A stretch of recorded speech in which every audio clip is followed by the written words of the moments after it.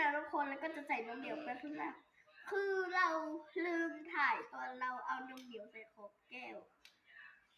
เราก็จะไปใส่นมข้นเลยนะนมข้นอันนี้มันจะอยู่ข้างล่างแก้วเลยทุกคนมันไม่ได้ลอยขึ้นบนเพราะว่าเราทำแบบอย่างเพื่อนนั้นนมข้นอันนี้มันหนักแล้วน้ำแข็งก็ไม่พอด้วยถ้าเรามีน้ำแข็งเยอะมันก็จะอยู่ข้างบนนะทุกคนก็ราดไปเลยราดใส่ของเราก่อนนะโอ้ยราดไปแบบนี้เลยนี่นะแล้วก็ลาดไปแบบนี้เลยอาจจะมีเสียงคนรบกวนมีนางบ้านี่อยู่ข้างๆนะแล้วก็จะมาใส่ของน้องต่อนี่คือค่ะนี่คนใส่ของน้องนิดเดียวพอว่าอันนี้เราเป็นคนทำ